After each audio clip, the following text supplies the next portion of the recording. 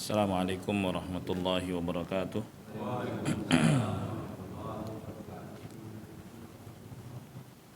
Innal hamdalillah nahmaduhu wa nasta'inuhu wa nastaghfiruh wa na'udzu billahi min syururi anfusina wa min sayyiati a'malina.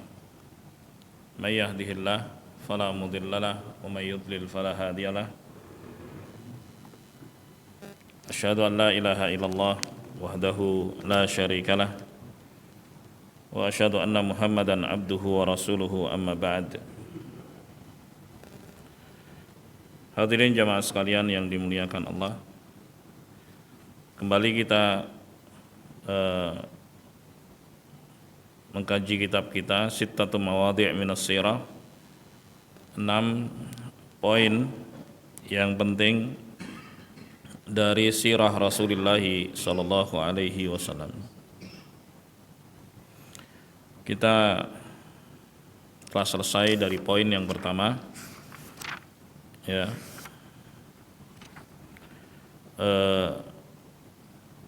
bahwasanya perintah Allah Subhanahu wa taala yang pertama kali kepada Rasulnya sallallahu alaihi wasallam adalah memberikan peringatan dari bahaya kesyirikan dan memerintahkan kepada manusia untuk mentauhidkan Allah Subhanahu wa taala. Sebelum perintah-perintah yang lainnya, sebelum peringatan-peringatan dari yang lainnya. Ini menunjukkan prioritas utama di dalam dakwah adalah dakwah ila tauhid, ya, ajakan kepada manusia untuk mentauhidkan Allah Subhanahu wa taala dalam beribadah kepadanya dan menghindari berbagai macam bentuk penyekutuan kepada Allah Subhanahu wa taala. Nah, sekarang kita masuk pada poin yang kedua. Al-mawdi'uts tsani annahu sallallahu alaihi wasallam lamma qama yundhiruhum anisyirki wa ya'muruhum bididdihi wa huwa tauhid lam yakrahu dzalik. Jadi ketika Rasulullah sallallahu alaihi wasallam memberikan peringatan kepada manusia dari bahaya kesyirikan dan memerintahkan mereka untuk bertauhid, awalnya orang-orang kafir Quraisy itu tidak membencinya. Jadi mereka awalnya menerima. Oh iya, bagus gitu kan. Wastahsanuhu, dan mereka menganggap bahwa hal itu baik. Jadi kalau masih umum, masih global seruannya, orang anggap itu oh ya masih positif gitu. Taib. Ayo kita bertauhid, jauhi syirik. Ya, itu masih positif tanggapan dan respon orang-orang kafir saat itu masih positif, dan itu disambut oleh mereka. Wa haddatsu anfusahum bid-dukhuli fihi, ya, bahkan mereka punya keinginan untuk masuk ke dalamnya atau bergabung ke dalamnya. Ila ansarraha bisabbi dinihim wa tajhili ulamaihim, sampai Nabi sallallahu alaihi wasallam ya secara tegas menyebut bahwa yang dimaksud dengan kesyirikan itu adalah perilaku kalian. Nah, itu dia. Sampai menyebut demikian secara jelas. Seperti apa yang kalian lakukan? Curhat pada kuburan keramat, batu keramat, pohon keramat. Dah itulah yang dilarang oleh Allah Subhanahu wa taala. Mulai mereka.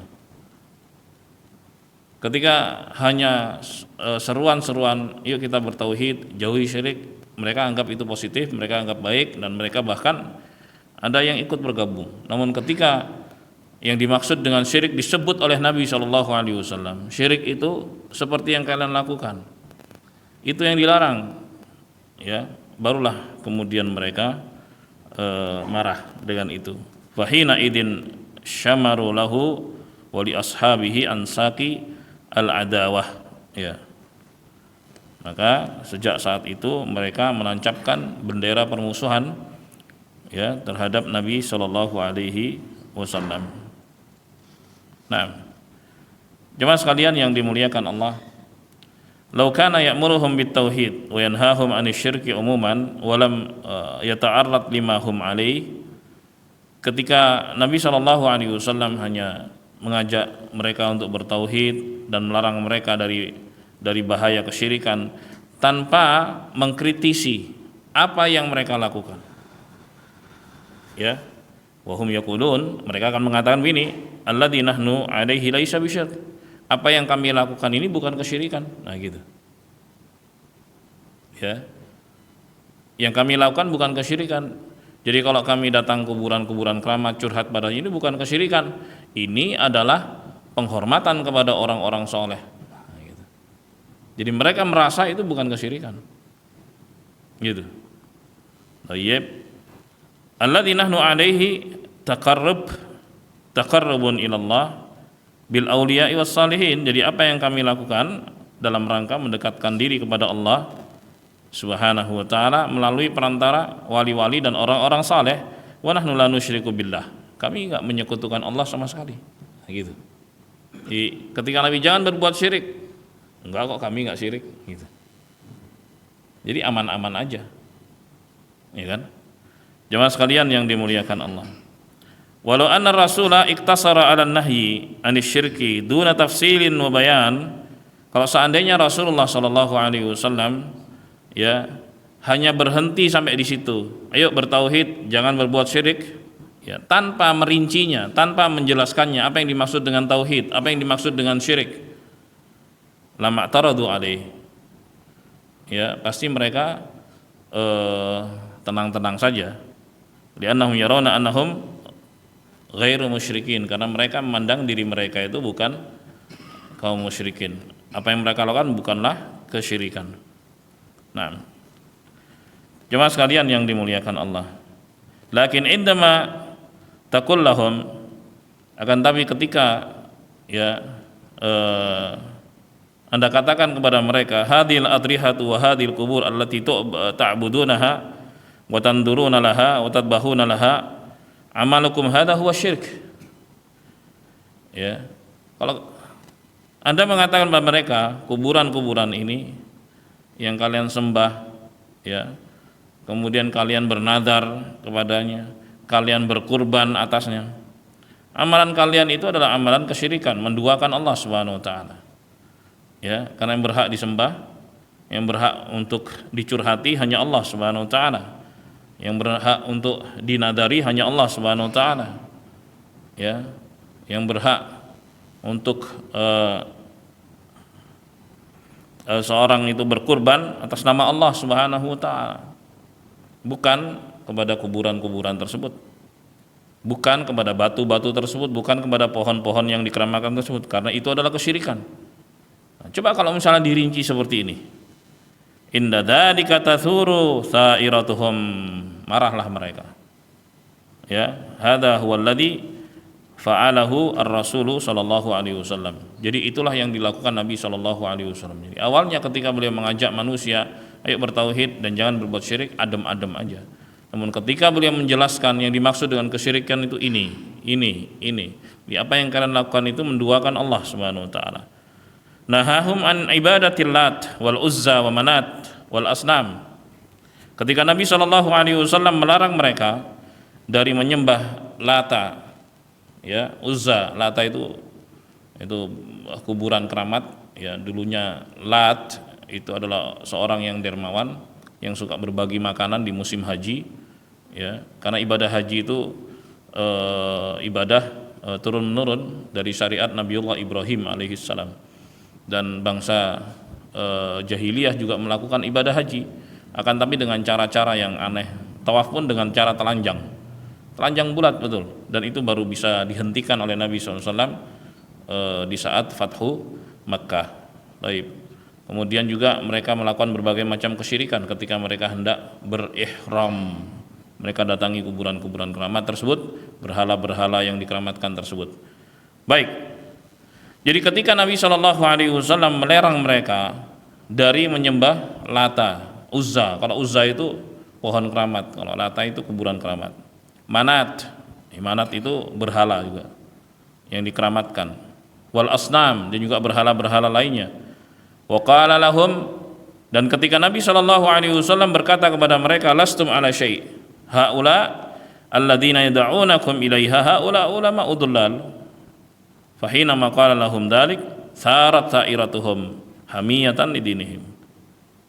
Jadi ketika Nabi berkata kepada mereka, salah kalian nggak dapat manfaat sama sekali dengan cara-cara seperti itu, ya. Taib. Dan orang-orang yang mengajak kalian, ya, untuk melakukan kultus kepada kuburan keramat, batu keramat, pohon keramat, itu adalah orang-orang yang menyesatkan kalian. Dikatakan oleh Nabi SAW seperti itu. Taib.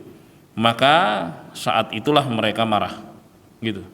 Saat itulah mereka merasa diusik keyakinan mereka oleh Nabi Muhammad sallallahu alaihi wasallam, ya. Taib. Dan memang itulah yang dilakukan Rasulullah sallallahu alaihi wasallam, jamaah. Bukan adem ayam gitu. Beliau kan mengingatkan manusia dari bahaya apa?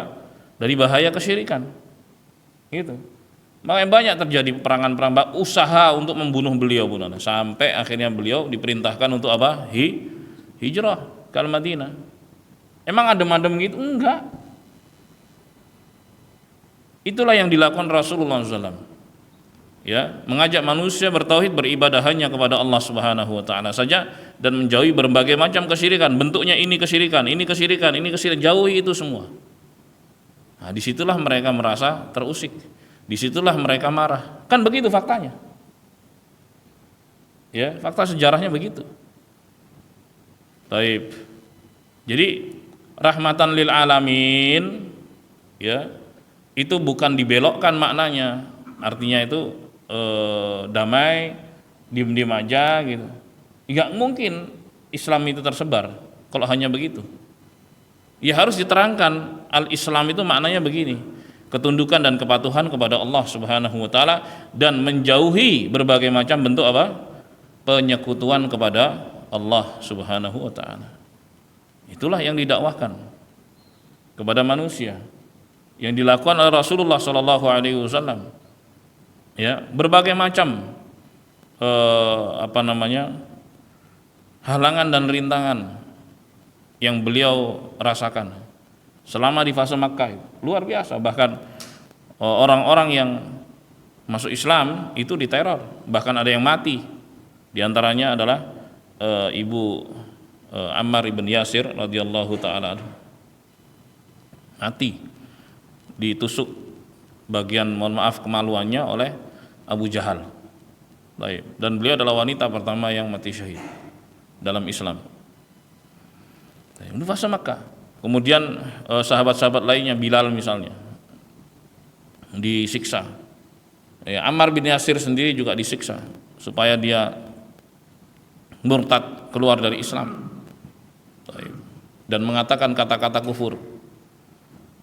Jadi itu yang dirasakan oleh Nabi Shallallahu Alaihi Wasallam dan para sahabatnya ketika beliau berdakwah. Bukan yang adem-adem, memang nggak adem.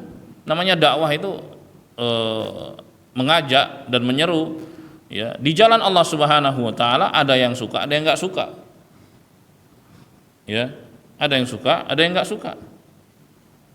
Jemaah sekalian yang dimuliakan Allah, jadi ini mesti harus dimengerti tentang dakwah Nabi kita Muhammad Sallallahu Alaihi Wasallam. Nah, jadi begitu. Setelah Nabi Muhammad Sallallahu Alaihi Wasallam menyatakan secara terang bahwa yang dimaksud dengan kesyirikan itu adalah perbuatan kalian, mengkultuskan kuburan keramat, batu keramat, pohon keramat, nah marahlah mereka, ya. Dan orang-orang yang mengajak kalian, ya, supaya mengkultuskan benda-benda tersebut, itu adalah orang-orang yang menyesatkan kalian, marahlah mereka saat itu. Wa qalu, kemudian mereka mengatakan, saffaha ahlamana wa abadinana wa syatama alihatana. Maka orang-orang kafir Quraisy itu mengatakan, ini Muhammad sallallahu alaihi wasallam telah mendungu-dungukan orang-orang hebat di antara kami, dan mencela agama kami, dan mencela Tuhan-Tuhan kami. Gitu. Akhirnya mereka pun marah. ya kepada Rasulullah sallallahu alaihi wasallam. Law annahum syatama alihatahum wa la'abadinahum ma qalu lahu syai'an. Kalau seandainya Rasulullah SAW tidak menyinggung tentang keyakinan mereka, mereka nggak akan katain apa-apa sama sekali. Tapi tugas dari Rasulullah SAW adalah menjelaskan kepada manusia apa maunya Allah, apa yang dimaksud dengan tauhid, apa yang dimaksud dengan syirik. Harus itu disampaikan kepada manusia. Kan begitu ya, jemaah. Taib. Dan itu beliau lakukan sallallahu alaihi wasallam. Makanya respon mayoritas saat itu adalah negatif kepada beliau. Taib. Akan tapi dampak positifnya itu diraih setelah sekian lama. Awal-awalnya begitu kan? Sampai akhirnya di tahun ke-8 Hijriah manusia berbondong-bondong masuk Islam karena ngerti oh ternyata ini ya ajaran Nabi Muhammad sallallahu alaihi wasallam. Ya, idza jaa nasrullahi wal fath wa ra'aitan nasa yadkhuluna fi dinillahi afwaja fasabbih bihamdi rabbika wastaghfirhu innahu kana tawwaba. Dan itu menjelang wafatnya Nabi Muhammad sallallahu alaihi wasallam. Jadi ternyata memang perjalanan dakwah itu bukanlah tanpa rintangan. Ya, ternyata banyak sekali batu terjal, duri dan sebagainya yang merintanginya ketika seorang berdakwah di jalan Allah Subhanahu wa taala. Taib.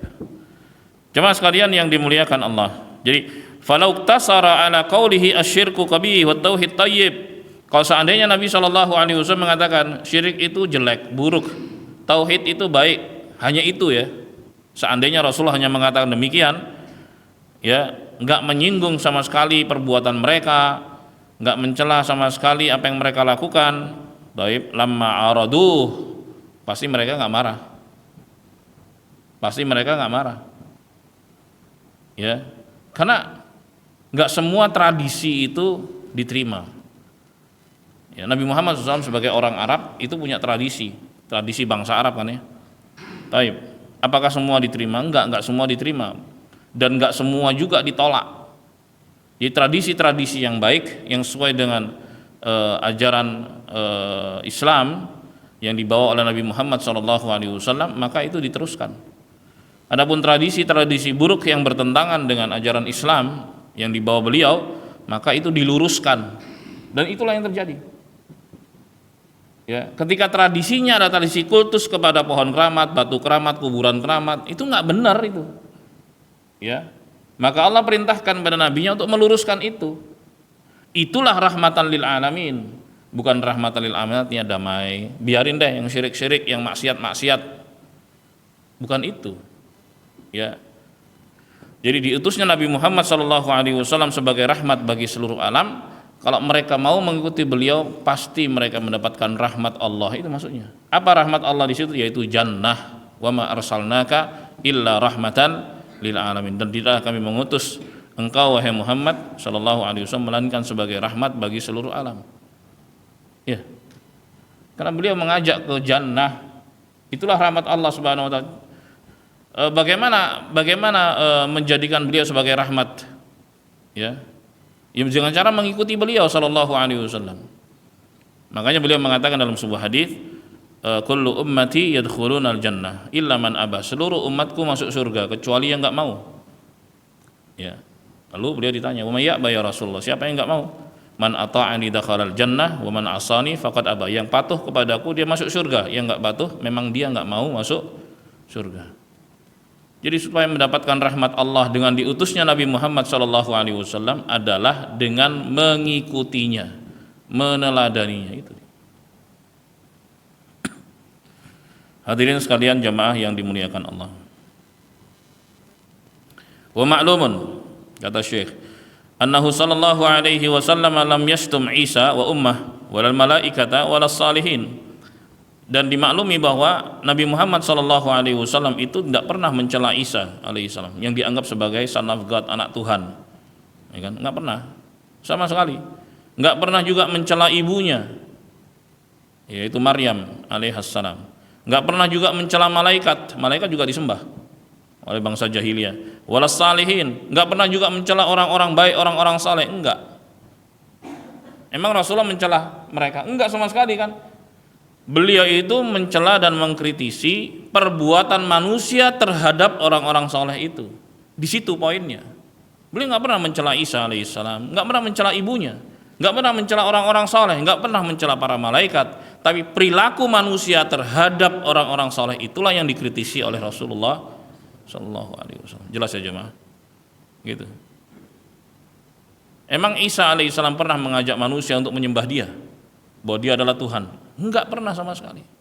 Inni abdullah dalam Al-Quran. Ya, Allah perintahkan untuk mengatakan sungguhnya aku adalah hamba Allah ketika dia masih kecil, masih bayi. Sudah bisa bicara, dan itu mukjizat, salah satu mukjizat. Kata Rasulullah SAW, tidak ada bayi yang baru lahir bisa bicara kecuali 3. Pertama Isa bin Maryam, kemudian bayi sahabatnya Juraij, yaitu ada kisahnya sendiri, dan ketiga adalah bayi Ashabul Ukhdud, ada kisahnya juga dalam surat Al-Buruj. Taib. Enggak pernah Isa alaihi salam mengajak manusia untuk menyembahnya. Bahkan Allah mengatakan nanti di akhir, a'anta qulta linnas ittakhiduni wa ummiya ilahaini min dunillah. Apakah engkau berkata kepada manusia, wahai Isa, jadikan aku dan ibuku sebagai Tuhan selain Allah? Qala subhanak, kata Isa, maha suci engkau ya Allah. Nah itu enggak pernah. Terus siapa yang dicela? Yang dicela adalah perilaku manusia yang menjadikan Isa, yang mengkultuskan Isa alaihissalam itu sebagai Tuhan, memberikan sifat-sifat ketuhanan pada dia, padahal dia adalah makhluk ciptaan Allah Subhanahu wa taala. Walaupun istimewa kedudukannya, tapi tetaplah dia sebagai makhluk ciptaan Allah. Makanya Nabi SAW bersabda, la tuturuni kama atratin nasara Isa bin Maryam. Jangan kalian kultuskan aku sebagaimana orang-orang Kristen mengkultuskan Isa bin Maryam. Innama ana abdun, aku hanyalah hamba Allah. Faqulu abdullah wa rasuluh, katakanlah bahwa aku adalah hamba Allah dan utusannya. Nah itu. Jadi yang dikritisi Nabi SAW adalah perbuatan manusianya yang memperlakukan orang-orang soleh itu dengan cara yang nggak benar. Bukan begitu cara menghormati. Ya, menghormati itu dianjurkan, akan tapi pada batasnya sebagai makhluk. Tidak boleh memberikan sifat-sifat ketuhanan kepada dia, curhat misalnya kepada dia. Baik, seperti yang mereka anjurkan ya kepada oleh para penyembah kubur misalnya. Mereka mengatakan begini, idza staddal amr fa 'alaika bi ahlil qabr. Kalau lagi susah datang kuburan, gitu, curhat. Subhanallah, curhat itu sama Allah Subhanahu wa taala, bukan kepada orang yang sudah mati. In tad'uuhum la yasma'u du'aakum. Kalau kalian minta kepada mereka, mereka enggak dengar permintaan kalian. Walau sami'u mastajabu lakum. Seandainya mereka dengar, mereka enggak mungkin bisa memenuhi permintaan kalian. Itu kata Allah Subhanahu wa taala. Hadirin sekalian jamaah yang dimuliakan Allah. Jadi Nabi SAW nggak pernah mencela Isa alaihissalam, nggak pernah mencela ibunya, mencela malaikat, mencela orang-orang saleh, nggak pernah sama sekali. Ya, lakin lamma dzakara annahum la yud'auna wa la yanfa'una wa la yadurrun, ja'alu dzalika syatman. Akan tapi ketika Rasulullah SAW mengatakan mereka ini nggak boleh dicurhati, nggak boleh diminta, mereka ini nggak bisa memberikan manfaat, mereka ini nggak bisa menolak bahaya. Yang bisa memberikan manfaat dan menolak bahaya hanya Allah Subhanahu wa taala. Mereka ini manusia biasa. Taib. Maka ketika Rasulullah mengatakan begitu, mereka menganggapnya itu sebagai celaan dan caci makian kepada apa yang dianggap sebagai Tuhan oleh mereka. Itu jemaah. Ya. Coba sekarang, zaman sekarang ini, yang curhat-curhat kuburan ini nggak boleh, mintanya sama Allah Subhanahu wa taala. Marah nggak tuh mereka? Pasti marah. Pasti marah, kalian ini menghina orang soleh kan tuh. Subhanallah. Loh, ini ucapan-ucapan benar, ini ucapan Rasulullah Shallallahu Alaihi Wasallam, iya kan? Taib, minta hanya kepada Allah Subhanahu Wa Taala, jangan jadikan mereka ya sebagai Tuhan selain Allah Subhanahu Wa Taala. Kalian curhat sama mereka, minta pada mereka, ya Allahul Musta'an. Itulah perilaku jahiliyah. Anehnya, udah gitu pelaku-pelakunya mengatakan dirinya sebagai seorang muslim. Aneh, muslim gak begitu. Maka harus ada pelurusan-pelurusan jamaah sekalian yang dimuliakan Allah. Jadi ini poin sejarah yang kedua ya. Kalau seandainya seorang hanya mengatakan ayo bertauhid, jangan berbuat syirik, aman-aman aja tuh. Bahkan sebagian orang menganggap bahwa makna syirik itu adalah iri dan dengki. Oh nggak apa-apa, baik, baik, baik. Ketika dijelaskan bahwa yang dimaksud dengan kesyirikan itu ini, ya, curhat pada kuburan keramat, batu keramat, pasti marah. Ya, apa yang kalian lakukan misalnya mengirim sajen ke tengah lautan, ya, atau memberikan kepada dewi ini dewi itu dari tradisi-tradisi jahiliyah, maka mereka pasti menganggapnya sebagai celaan dan caci maki. Allahumma musta'an. Jamaah sekalian yang dimuliakan Allah, lamma qala inna Isa la yanfa'u wa la yadur. Ketika Rasulullah mengatakan Isa itu nggak bisa memberikan manfaat, tidak pula bisa menolak bahaya. Wa innal malaikata la tanfa'u wa la tadur. Malaikat-malaikat itu nggak bisa juga memberikan manfaat, tidak pula bisa menolak bahaya. Wa innas salihina la yanfa'una wa la yadurrun. Orang-orang saleh pun begitu, nggak bisa memberikan manfaat dan nggak bisa menolak bahaya. Yang bisa memberikan manfaat dan menolak bahaya hanya Allah Subhanahu wa taala. Addu dzalika tanaqqusan lis-salihin. Barulah mereka menganggap hal tersebut sebagai celaan dan hinaan kepada orang-orang saleh. Jadi itu anggapan bangsa jahiliyah. Taib. Wa yaquluna li ahli tauhid, dan mereka berkata kepada orang-orang yang bertauhid apa? Antum la tabnuna ala adhatihim wa hadza min haqqihim alaina. Ya. Mereka mengatakan ini adalah hak mereka. Ya, kalian kan yang enggak bangun. Ini bentuk hormat kami kepada mereka. Jadi perbuatan syirik itu dipelintir oleh setan, dibisikkan kepada mereka dalam bentuk apa? Penghormatan kepada orang-orang soleh. Jadi dipelintir begitu. Padahal itu adalah kesyirikan. Sebaliknya, perbuatan tauhid memerintahkan pada manusia untuk tergantung hanya kepada Allah, berdoa hanya kepada Allah, dianggap itu melecehkan orang-orang soleh. Dipelintir begitu. Nasallallahu alaihi wasallam. Ini terjadi pada Rasulullah Sallallahu Alaihi Wasallam. Baik, di masa kita terjadi juga, iya terjadi juga, dan pasti juga akan responnya sama, gitu. La ilaha illallah.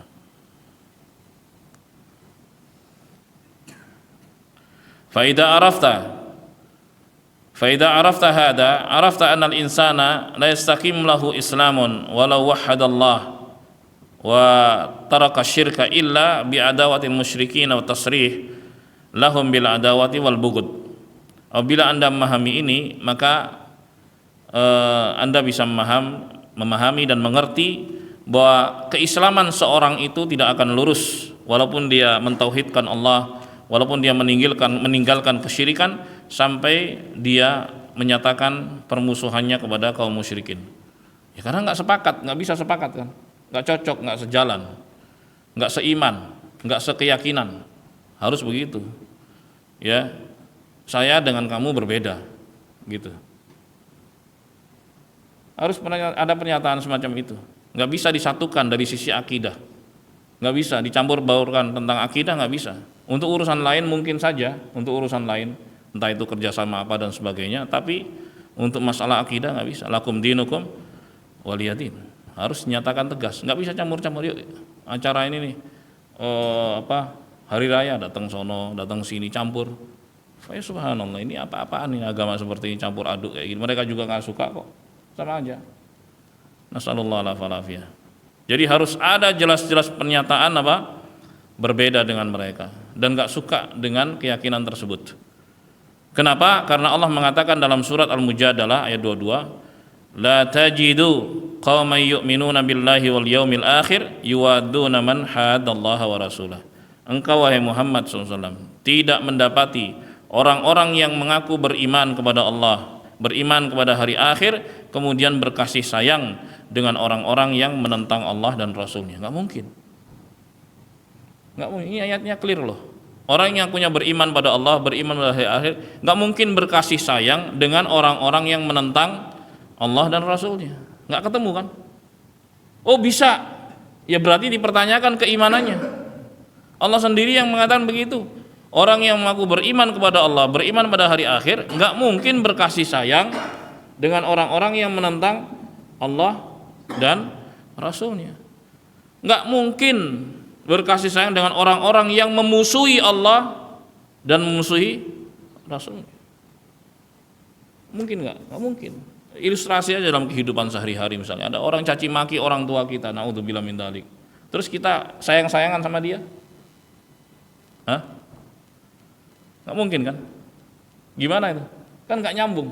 Ini orang tua sendiri loh. Ini apalagi Tuhan Allah Subhanahu wa taala. Mereka menentang Allah. Ya, mengingkari Allah Subhanahu wa taala. Kemudian seorang muslim yang mengaku beriman kepada Allah, beriman dari hari akhir, kemudian berkasih sayang? Nggak mungkin. Nggak mungkin. Masalah hati, masalah cinta, kasih sayang itu nggak mungkin ketemu dengan orang-orang yang menentang Allah dan Rasulnya. Nah, ini yang disebut dengan ikatan keimanan yang paling kuat. Ya, kata Rasulullah Shallallahu Alaihi Wasallam, "Awthaqu ural iman al-hubbu fillah wal bughdu fillah." Ikatan keimanan yang paling kuat adalah cinta dan benci karena Allah Subhanahu wa taala. Masya Allah. Hadirin sekalian yang dimuliakan Allah. Fa idza fahimta hada fahman jayyida.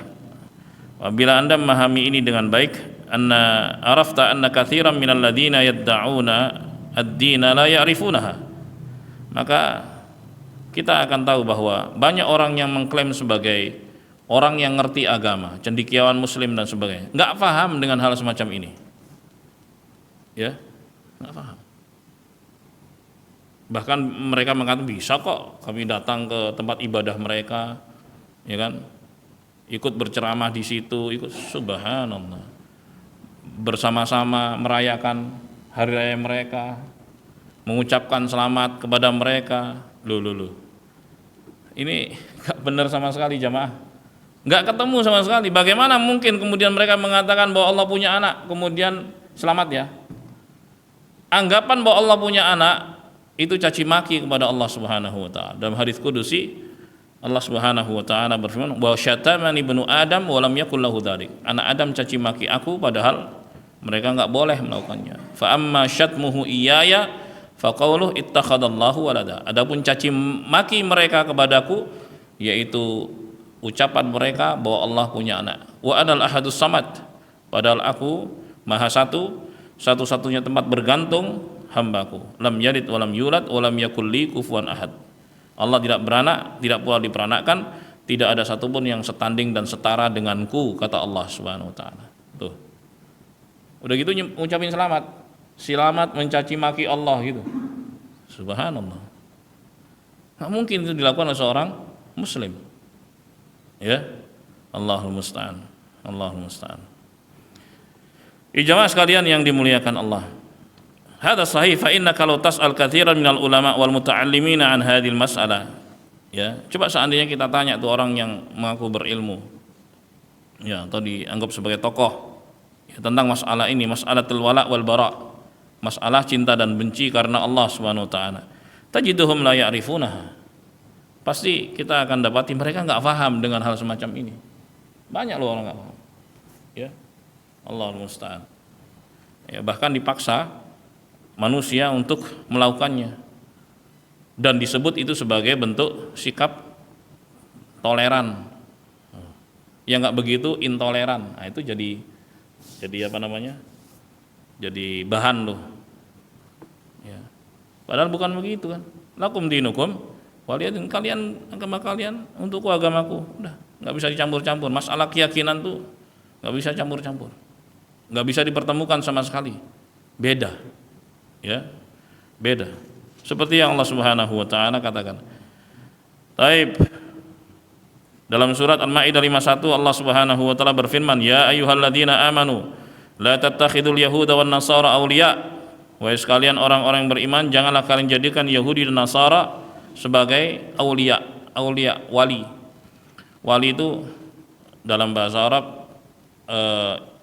berasal dari dua asal kata. Yang pertama al-walayah, yang kedua al-wilayah. Al-walayah artinya itu al-mahabbah, yaitu cinta. Kalau al-wilayah itu pemimpin. Jadi dua-duanya itu nggak boleh. Jadi wahai sekalian orang beriman, jangan kalian jadikan orang-orang Yahudi dan Nasara sebagai orang-orang yang kalian cintai, nggak boleh. Atau janganlah kalian jadikan mereka sebagai pemimpin kalian, ya nggak boleh. Nah ini tuh dirubah nih terjemahan Al-Quran bahasa Indonesia ya, dirubah. Artinya kan pemimpin, kemudian ada kasus sempat heboh itu, kemudian dirubah, ya menjadi makna apa? Jangan kalian jadikan mereka sebagai orang-orang yang dicintai, gitu. Walaupun maknanya sama aja, dicintai aja nggak boleh, apalagi dijadikan pemimpin. Gimana? Orang yang jadikan pemimpin itu orang yang dicintai kan? Nggak mungkin orang yang nggak dicintai jadi pemimpin. Subhanallah. Nah itulah, pengen ngeles karena ngeles ini kena juga, sama aja. Mau dipelintir-pelintir. Karena al-wali itu punya dua makna. Wali, ya, artinya orang yang dicintai, bisa juga bermakna apa? Pemimpin. Seperti wali Allah. Wali Allah adalah orang-orang yang Allah cintai. Ala inna awliya Allah la khaufun alaihim wa lahum yahzanun. Ketahuilah bahwa wali-wali Allah itu orang-orang yang dicintai oleh Allah. Siapa mereka? Ya, mereka ini orang-orang yang enggak takut dan bersedih hati. Alladzina amanu wa kanu yattaqun. Ini dia. Mereka adalah orang-orang yang beriman dan bertakwa. Itulah orang-orang yang dicintai oleh Allah Subhanahu wa taala. Jadi siapapun bisa menjadi wali. Siapapun. Wali itu bukan orang yang pakai seragam tertentu, ya kan? Pakai jubah, entah pakai sorban dan sebagainya, wali nih. Atau bukan wali itu yang urakan gitu, yang sembarangan, yang coret sana coret sini. Ini wali. Enggak begitu. Allah sendiri yang mendefinisikan siapa walinya, yaitu orang-orang yang beriman dan bertakwa. Itulah wali Allah. Itulah orang yang dicintai oleh Allah Subhanahu wa taala. Gitu. Itu makna wali dari akar kata al-walayah, al-mahabbah, itu orang yang dicintai. Wali juga memiliki makna lain dari kata wilayah yang berarti pemimpin. Ya. Ini diantaranya. Ada juga kalau dalam bahasa kita wali murid, itu yang ngurusi murid, wali negara, yang ngurusi negara, wali kota, yang ngurusi kota. Wali. Baik. Nah, di ayat ini Allah Subhanahu wa taala melarang orang-orang yang beriman untuk menjadikan orang-orang Yahudi dan orang-orang Nasara sebagai wali, ya, sebagai pemimpin ataukah sebagai orang yang dicintai. Ba'duhum auliya'u ba'd. Ya, mereka dengan mereka. Sebagian mereka adalah wali bagi sebagian yang lainnya, bukan dengan kita. Tayyib. Wa may yatawallahum minkum fa innahu minhum. Dan barang siapa yang loyal kepada mereka di antara kalian, maka dia bagian dari mereka. Ini Allah sendiri yang bilang. Ya, apalagi loyalitas tanpa batas, ya. Loyalitas tanpa batas kepada orang-orang kafir itu haram hukumnya. Bahkan Allah mengatakan siapa yang melakukan itu maka dia bagian dari mereka, bahkan sampai pada level murtad, keluar dari Islam. Ketika ada seorang mengaku muslim kemudian membantu orang-orang kafir untuk menindas kaum muslimin, ini salah satu pembatal keislaman. Nas'alullah al-afiyah.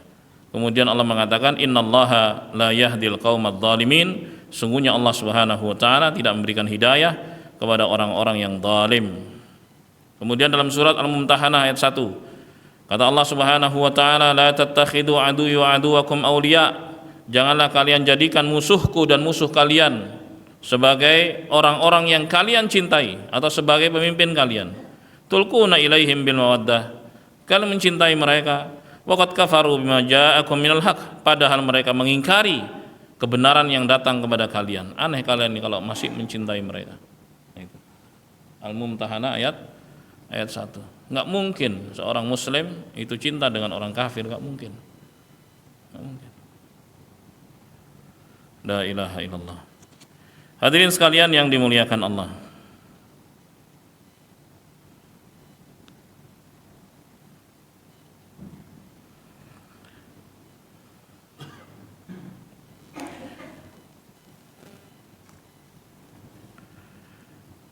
Nah, di sini Syekh mengatakan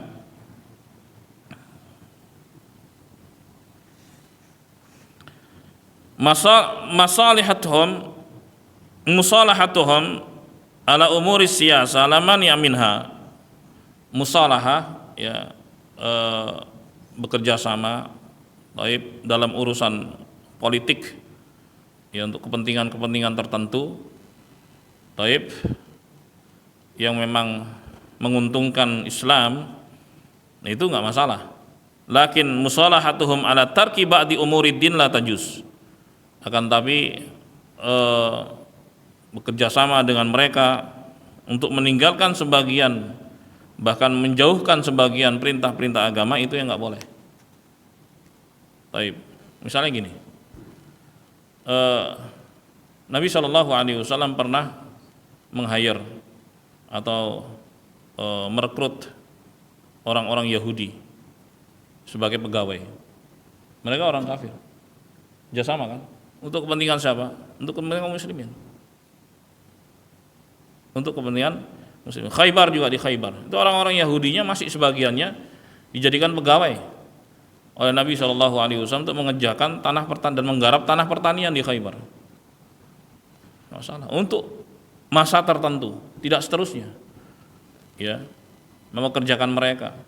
Bahkan ada salah seorang Yahudi, seorang pemuda sakit mau meninggal dunia, dijenguk oleh Nabi SAW. Ada bapaknya di situ. Lalu Rasulullah mengatakan, aslim taslam, masuk Islamlah, kamu selamat. Lalu dia nengok ke ayahnya, ya. Lalu ayahnya bilang, ati' Abul Qasim, ikuti Abul Qasim. Lalu dia bersyahadat, asyhadu an la ilaha illallah wa asyhadu anna Muhammadan abduhu wa rasuluh. Kemudian dia meninggal dunia. Lalu Rasulullah mengatakan, alhamdulillahilladzi najjahu minan nar, segala puji bagi Allah yang menyelamatkan dia dari api neraka. Subhanallah. Jadi boleh-boleh saja untuk kepentingan saat, bukan seterusnya. Nah, jemaah sekalian yang dimuliakan Allah, akan tapi loyalitas tanpa batas itulah yang nggak boleh. Ya, mencintai mereka, mencintai perilaku mereka, itu yang nggak boleh. Masing-masing lah, ada batasan tertentu. Kalaupun dalam pekerjaan itu loyalitas berbatas.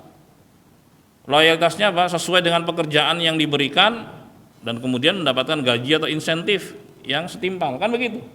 Di depan kan ada kontrak, tanda tangan kontrak dan sekian gitu kan. Harus loyal dong. Nggak boleh kemudian, udahlah yang punya orang kafir ini, kemudian dia nyuri di situ, nggak boleh, haram hukumnya. Ya, kemudian dia malas-malasan dalam bekerja, nggak boleh. Sesuai dengan kontrak, gitu. Ada loyalitas kan? Ada loyalitas di situ, akan tapi berbatas. Tidak kemudian loyal tanpa batas, mencintai mereka, mengikuti acara-acara mereka, enggak. Kalau itu enggak sama sekali.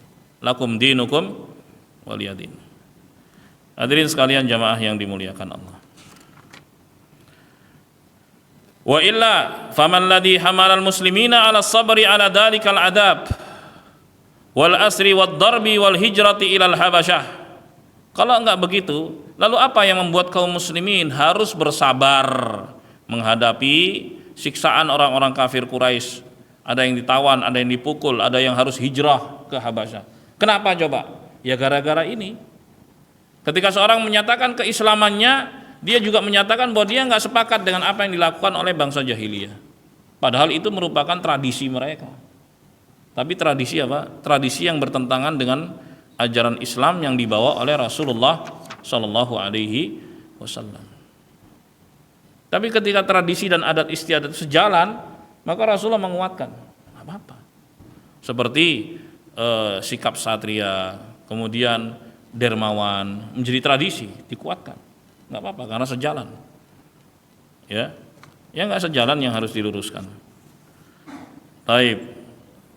Jemaah sekalian yang dimuliakan Allah, ma'annahu sallallahu alaihi wasallam arhamun nas, padahal Nabi sallallahu alaihi wasallam adalah orang yang paling penyayang. Lau yajidu lahum rukhsatan la arkhasa lahum, seandainya Nabi mendapatkan rukhsah dari Allah, pasti beliau akan memberikan rukhsah kepada umatnya. Ya, pasti. Beliau enggak ingin menyulitkan umatnya, tapi dalam hal-hal prinsip harus ditegakkan. Islam itu begini. Ya, Islam itu isinya adalah tauhid, ya, mengesahkan Allah Subhanahu wa taala dan beribadah kepadanya dan menjauhi apa? Kesyirikan. Itulah al-Islam. Gitu. Harus ditunjukkan. Dan yang dimaksud dengan tauhid sebutkan. Berdoa hanya kepada Allah, meminta hanya kepada Allah, beribadah seluruhnya hanya kepada Allah Subhanahu wa taala. Yang dimaksud dengan syirik itu curhat pada kuburan keramat, batu keramat, pohon keramat, itu enggak dilakukan oleh seorang muslim. Harus ditegaskan itu. Saya muslim dan beginilah yang diajarkan Nabi Muhammad, saya ikuti beliau sallallahu alaihi wasallam. Harus begitu. Nah, macam-macam respon yang akan didapat ya bagi masing-masing orang tersebut. Seperti yang pernah dirasakan oleh kaum muslimin ya generasi pertama umat ini. Tapi mereka mendapatkan kemuliaan yang luar biasa di sisi Allah Subhanahu wa taala. Hadirin sekalian yang dimuliakan Allah. Dalam surat Al-Ankabut ayat 10 kata Allah Subhanahu wa taala, "Wa minan nasi may yaqulu amanna billah." Ada di antara manusia yang mengatakan kami beriman kepada Allah. Fa idza udiya fillah, ketika mereka mendapatkan halangan dan rintangan di jalan Allah, ja'ala fitnatan nasi ka'adzabillah. Mereka menganggap bahwa respon manusia yang negatif kepada dia ketika menyatakan keislamannya, mereka anggap seperti siksaan Allah Subhanahu wa taala. Gitu. Ada manusia-manusia yang begitu. Ketika dia menyatakan keislamannya, ketika dia menyatakan saya bertauhid, ketika menyatakan saya mengikuti sunnah Rasul sallallahu alaihi wasallam, dapat respon negatif kan? Itu dia rasakan kok seakan-akan ini saya tersiksa ya gitu. Dia merasa begitu. Ada manusia yang begitu. Allah katakan begitu. Subhanallah. Padahal siksa Allah Subhanahu wa taala itu enggak ada tandingannya. Sangat-sangat pedih waliyadzubillah. Sangat-sangat pedih. Fa idza kanat hadhihi fi man wafaqahum bilisani fa kaifa bi ghairi dzalik? Ya, kalau seperti ini ya yaitu ancaman Allah Subhanahu wa taala bagi orang-orang yang sejalan dengan orang-orang kafir dengan lisannya ya tanpa ada paksaan untuk hidup bersama mereka, bersenang-senang bersama mereka, saling mencintai di antara mereka. Ya, maka bagaimana dengan orang yang sepakat dengan orang-orang kafir dengan perbuatannya? Hanya untuk kemaslahatan materi supaya hidup bisa bersama mereka dan bersenang-senang dengan mereka. Subhanallah, gimana tuh? Hijrahnya bukan hijrah ke negeri Islam tapi ke negeri kafir malahan. Kebalik, itu bukan hijrah namanya. Hijrah itu dari negeri kafir ke negeri Islam. Nah, ini kebalik. Jadi negara impian tuh negara-negara kafir. Aneh kan? Padahal ini muslim. Bisa nggak dia beribadah pada Allah di sana? Ya enggak, malah terseret mengikuti perilaku mereka. Nah, mungkin. Allahul musta'an. Allahul musta'an. Jamaah sekalian yang dimuliakan Allah, jadi ini poin sejarah yang kedua dari sirah nabawiyah yang sangat penting dan menjadi pelajaran buat kita dalam hidup, ya kan? Karena Nabi Shallallahu alaihi wasallam juga mengalami hal-hal semacam itu, berupa kesulitan, ya, halangan, rintangan yang membuat beliau harus bersabar. Ketika beliau harus menyatakan bahwa Islam itu mengesahkan Allah Subhanahu wa taala dan menjauhi berbagai macam penyekutuan kepada Allah Subhanahu wa taala seperti sebutkan itu ya, kultus pada kuburan keramat, batu keramat dan pohon-pohon yang dikeramatkan. Harus ada pernyataan itu. Itulah saya muslim gitu. Hadirin sekalian yang dimuliakan Allah, jadi ini yang disebut dengan sikap keagamaan bagi seorang. Ini sikap keagamaan dia. Ada ketegasan di situ. Ya. Baik, ketika dia diajak untuk melakukan hal-hal yang menyekutukan Allah, menduakan Allah, dia menolak. Enggak, saya enggak ikut-ikutan ini. Meresmikan patung misalnya atau ikut melakukan ritual-ritual tertentu, dia enggak ikut, saya enggak ikut. Saya muslim, saya enggak ikut. Gitu. Nas'alullah al-afiyah. Inilah yang bisa dipetik dari poin yang kedua. Insyaallah kita akan masuk pada poin yang ketiga pada pertemuan berikutnya. Silakan jamaah yang mau bertanya. Silakan Pak. Waalaikumsalam warahmatullahi wabarakatuh.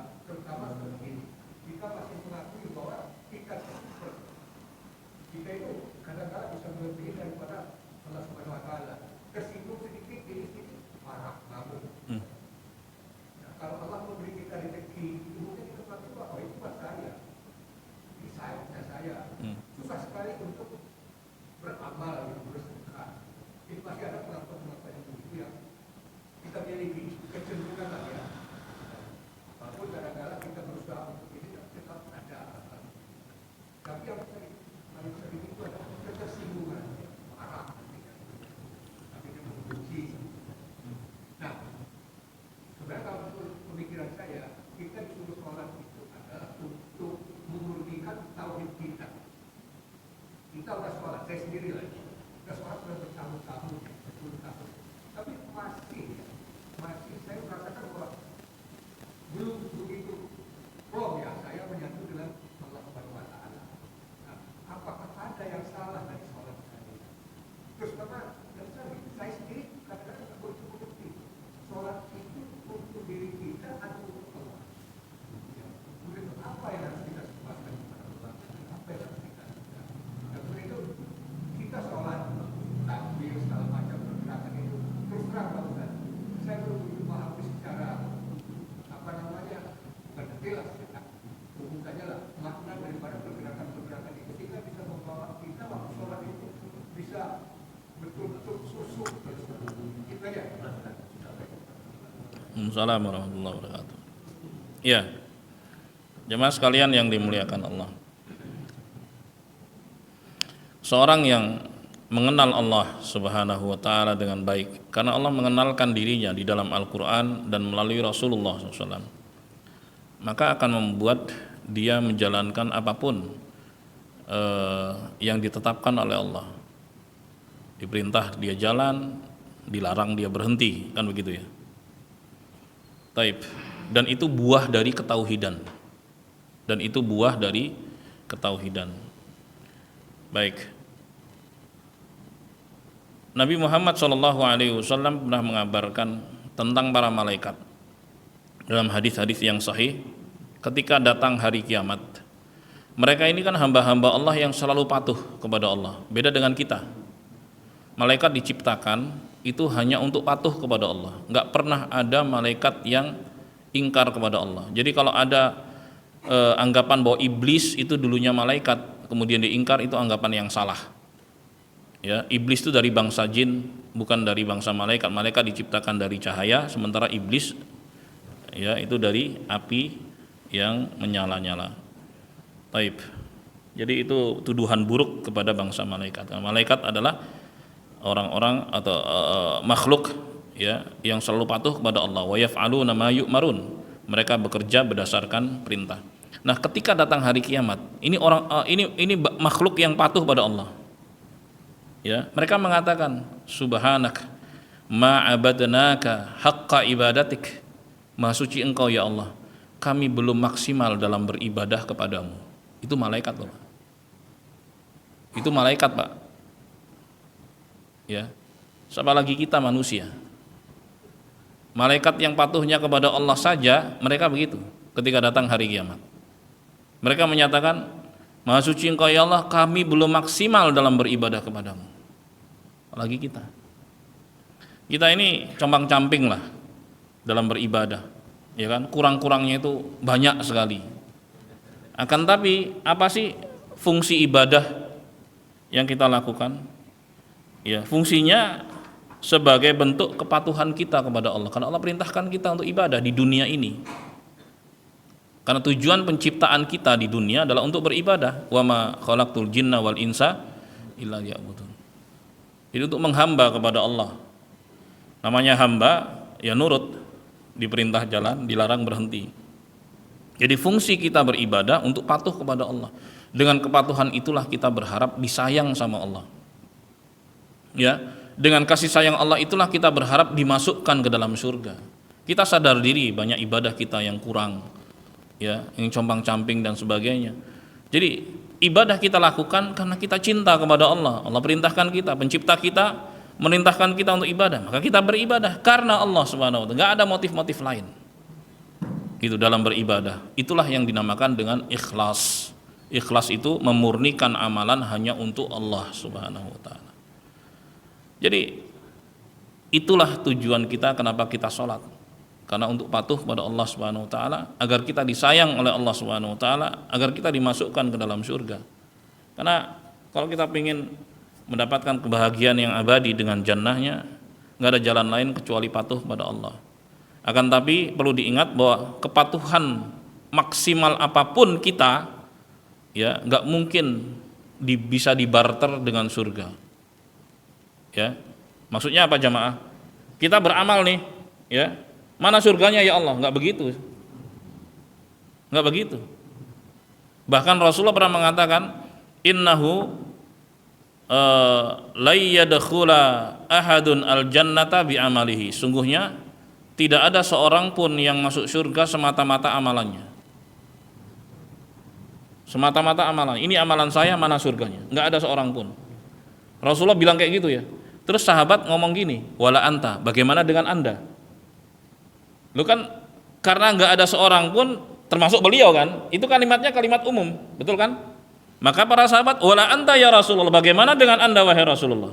Kalau enggak ada seorang pun yang amalannya bisa dibarter dengan surga, bagaimana dengan Anda?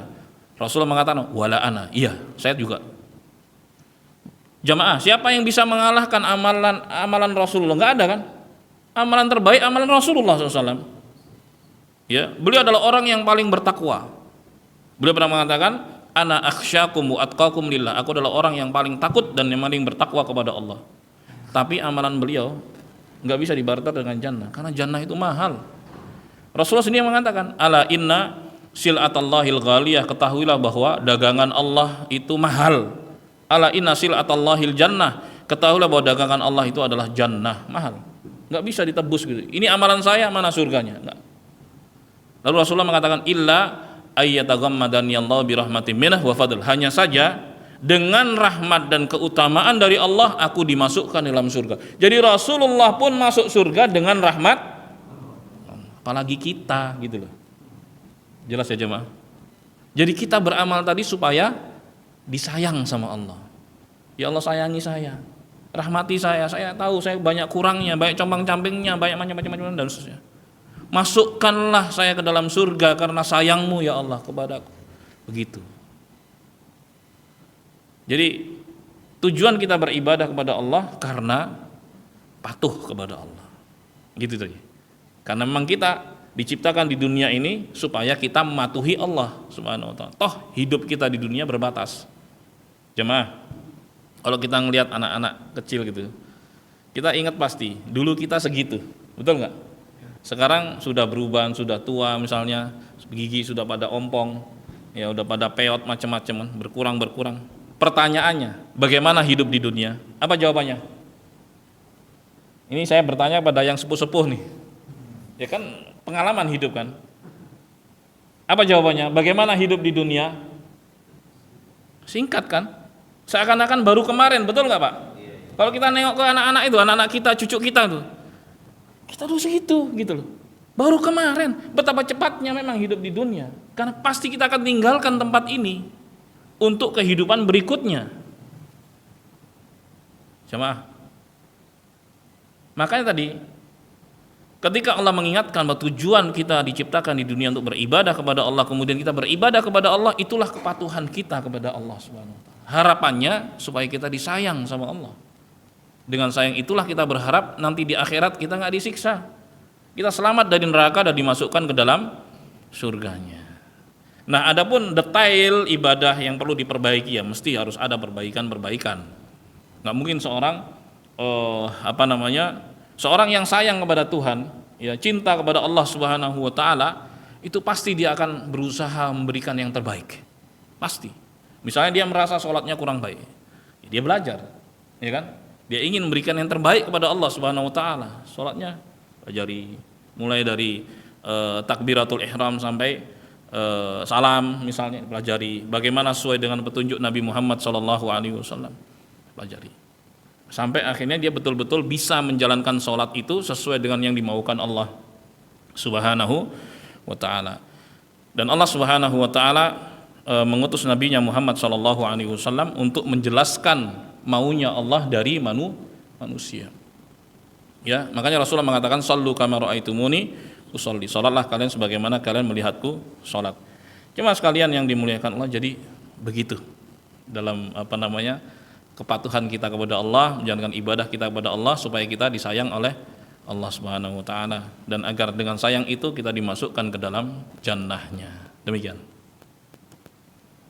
Berikutnya, silakan. Waalaikumsalam.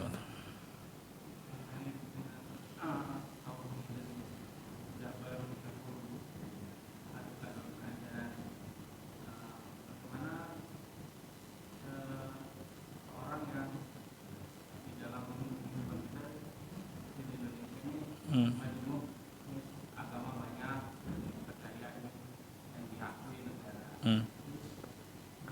Orang yang menjadi pemimpin, dia harus merangkul, terus dia mendatangi setiap rumah ibadah dengan niatan yang Allah mengingatkan dia untuk merangkul, bukan untuk secara agama tersebut. Dan mereka dan seorang itu mengakui agama ini ada, agama ini ada. Itu bagaimana? Iya, selama batasan-batasannya jelas tadi, seperti yang saya katakan bahwa yang disepakati ya di negeri ini atau di negeri ini ya, jadi dengan adanya Pancasila itu kesepakatan bersama sebenarnya, kesepakatan bersama untuk membangun negara ini dari komponen-komponen yang ada, sepakat, taib.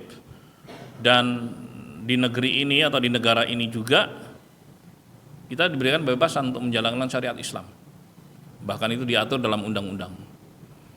Adapun pemimpin-pemimpin yang betul-betul niatnya hanya itu sekedar mengikuti apa yang telah disepakati, itu kesepakatan bersama itu tadi, nggak ada masalah.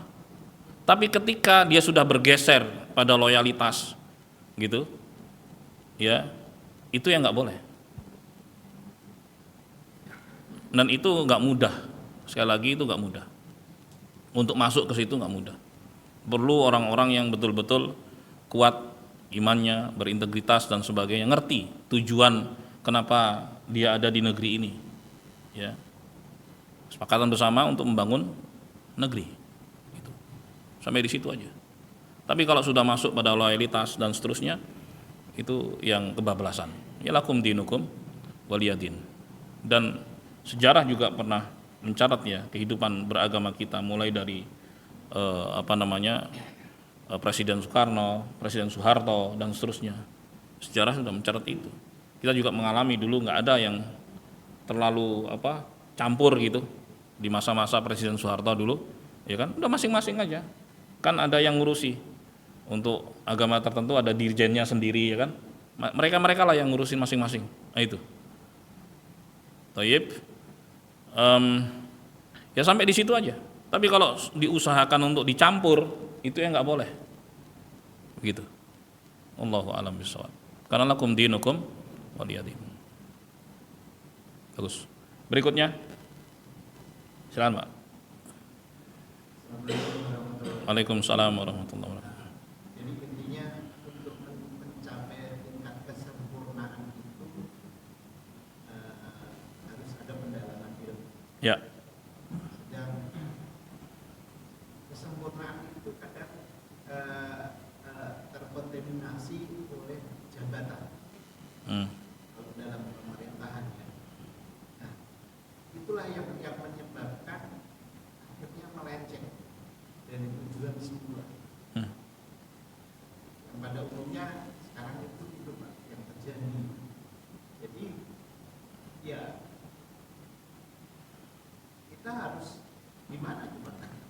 Soalnya dari awal kan sudah ditegaskan bahwa umat itu yang terkait dengan akidah kan menjadi 73 golongan.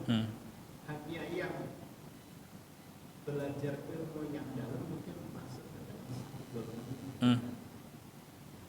Untuk mengarah ke situ kita sulit Pak kalau masih dalam berkumpul dalam satu masyarakat luas ini. Bisa kok. Rasulullah SAW bisa. Di masyarakat yang majemuk bisa. Toh juga di sini juga dilindungi dan diberikan kebebasan untuk menjalankan aturan-aturan syariat ya dengan baik, nggak ada masalah. Ya, buktinya adalah dakwah Islamnya itu menyebar. Bahkan nggak sedikit kemudian orang yang tadinya kafir atau non muslim kemudian masuk Islam. Bisa terjadi. Gitu. Kembali kepada masing-masing orang, dia mau dalami nggak, dia mau belajar nggak, apa maunya Allah Subhanahu Wa Taala. Maka seorang muslim yang mengaku muslim dia harus tahu apa maunya Allah. Dan menuntut ilmu tentang agama itu keharusan. Thalabul ilmi fardhatun ala kulli muslim. Menuntut ilmu agama merupakan keharusan bagi setiap muslim. Minimal dia tahu bagaimana cara beribadah kepada Allah dengan baik, itu minimalnya. Nggak mesti dia harus jadi ustadz atau jadi kiai. Karena ada pelajaran-pelajaran minimalnya, standar gitu, standar minimal itu harus ada.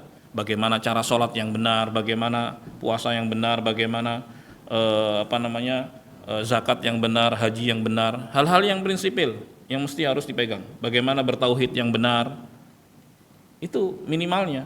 Adapun pelajari sampai harus bisa bahasa Arab, ya memang itu afdol. Sampai ngerti ilmu hadis itu, ya orang-orang tertentu yang memang punya fokus ke sana, silahkan saja, siapapun bisa gitu. Tapi minimalnya harus tahu supaya terjaga akidahnya, itu poinnya. Karena kehidupan nggak hanya di dunia ini. Nah, ketika akidah itu mulai goyang, dia akan jual tuh akidahnya, walaupun dengan harga yang murah, dengan materi yang murah. Dia nggak peduliin lagi akidahnya. Ketika ada tawaran-tawaran lebih baik perut daripada daripada tetap istiqomah. Naudzubillah min dzalik. Gitu. Jadi tetap harus ada pembelajaran seperti ini diantaranya. Majelis ilmu seperti ini harus didatangi.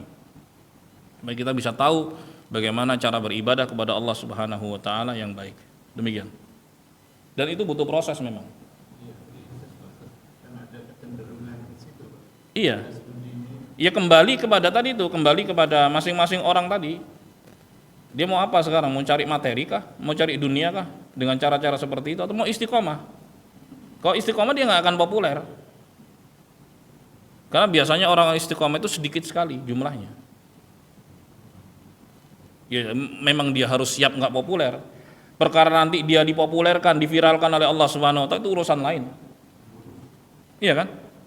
Iya. Kan nggak sedikit orang-orang yang istiqomah kemudian banyak pengikutnya, diviralkan oleh Allah Subhanahu wa taala. Allah sendiri yang buat begitu, tapi memang dia harus siap nggak populer. Supaya dia selalu istiqomah di situ. Gitu. Kalau memang yang dicari adalah materi, ketenaran, kemudian jabatan dan sebagainya, nggak lama dia jatuh pasti. Karena kalau ikut kebanyakan orang itu biasa gini, limbung, nggak punya prinsip. Jadi seorang muslim yang baik, dia memang harus siap nggak populer dengan keislamannya. Kalau dia mau istiqomah di atasnya, gitu. Nabi Muhammad SAW awalnya nggak populer, tapi karena keteguhannya, kesabarannya, Allah Subhanahu wa taala jadikan ajaran beliau menang di atas seluruh, iya kan? Dan itu didapat di ujung hidup beliau. Populer nggak di awal? Nggak populer, dibenci, nggak disukai, diperangi, bahkan ingin dibunuh. Itu Rasulullah SAW, kan begitu. Jadi orang-orang yang ikhlas dan tulus, ya siap-siap nggak populer, karena memang apa yang dilakukan dalam ibadah itu lillah. Ingat tuh poinnya ya, bukan untuk mendapatkan imbalan tadi itu loh. Kan di situ poinnya. Allahul musta'an. Begitu, Pak. Tapi kalau udah mikir nanti dapatnya sekian, dia udah enggak. Udah ada udah ada kotoran-kotoran kayak gitunya udah. Allahul musta'an. Gitu ya, Pak ya? Baik. Khalas, sudah? Cukup ya? Alhamdulillah, terima kasih atas perhatiannya. Mohon maaf atas kekurangannya. Semoga Allah selalu memberikan taufik hidayah pada kita semua dan menyelamatkan kita di dunia maupun di akhirat. Amin ya rabbal alamin. Subhanakallahumma wa bihamdika asyhadu an la ilaha illa anta astaghfiruka wa atubu ilaik. Assalamualaikum warahmatullahi wabarakatuh.